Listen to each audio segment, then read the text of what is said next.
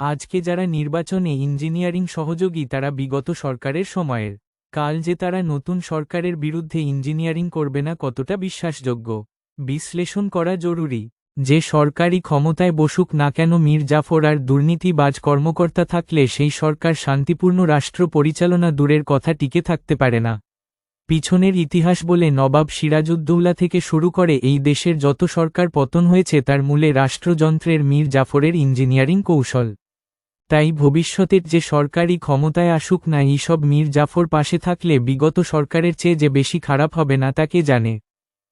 আপনারা সবাই দেখেছেন যে মামুনুল হককে বিজয় ঘোষণা করছে সব কয়টা মিডিয়া, তারপরে ওই খবর সবাই মুছে দিছে। তারপরে দেখি ববি আজাদ জয়, এরকম তো অনেক আসন হয়েছে। এমনকি তারেক রহমানের আসন হয়েছে, 3,500 ব্যবধান ছিল, 17টা কেন্দ্র বাকি ছিল গোনা, তারেক রহমানকে বিজয়ী ঘোষণা করে দিচ্ছে। তারেক রহমানের প্রতিদ্বন্দ্বী লিখছে, এটা আমি স্ক্রিনশট নিয়ে রাখছি। ওই সময় খুলনাতে মিয়া গোলাম পারোয়ার কত ভোটে হাঁটছে জানেন? 2,000 ভোটে মাত্র। শুধু জামাত 5,000-এর কম ভোটে হাঁটছে এরকম আসনের সংখ্যা কত জানেন? 53টা। মূলত এই 53টা আসনে কারচুপি করে হারানো হয়েছে জামাতকে। কেউ কেউ বলে এটা 70টা। জামাত তাইলে প্রকৃতপক্ষে আসনগুলোতে জিতছে, কিন্তু ডিপ স্টেট সংখ্যা কমায় কয়টা দিতেছে? 70টা না কয়টা যেন দিতেছে, খয়রাতি। এটা তো বিএনপির শক্তি না, এটা ডিপ স্টেট, আওয়ামী লীগ আর প্রশাসনের শক্তি। তার উপরে ভর করে তারেক রহমান দেশ চালাবে, কেমন চালাবে বুঝেন। বিগত সরকারের রেখে যাওয়া রাষ্ট্রযন্ত্র তাদের পৃষ্ঠপোষকতা সবসময় জনগণের বিপক্ষে কাজ করেছে। অধ্যাপক ইউনূস সরকার এ রাষ্ট্রযন্ত্র সংস্কার করার কথা থাকলেও পরিপূর্ণভাবে সংস্কার না করে অন্ধবিশ্বাসের উপর ভিত্তি করে যে নির্বাচন দিলেন তা আজ প্রশ্নবিদ্ধ। এদেশের মানুষ চেয়েছিল উনার অধীনে যে নির্বাচন হবে সেইখানে তর্ক বিতর্ক কোন স্থান পাবে না।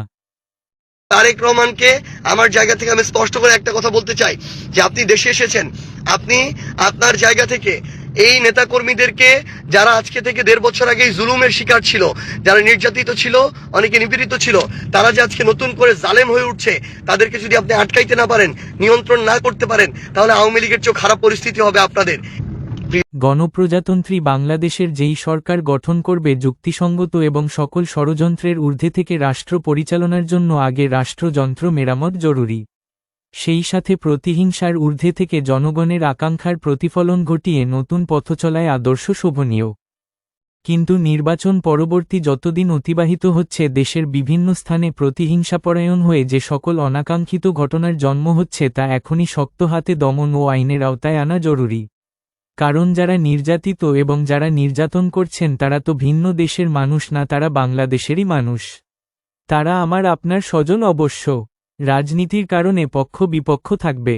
পরিবর্তন ও নতুন মানসিকতার সুন্দর একটি বাংলাদেশ গড়ার প্রত্যয় নিয়ে এগিয়ে যেতে হবে। একজন দলের প্রধান যদি অন্য একজন দলের প্রধানের সাথে বুক মেলাতে পারে তাইলে নেতা কর্মীরা কেন পারবে না? তাদের মধ্যে তো আন্তরিকতা শব্দের অভাব নাই। আগামীর বাংলাদেশ এটি চায়। প্রশ্ন হলো এটা কতটুকু ধরে রাখতে পারবে? দর্শক মন্তব্য করুন।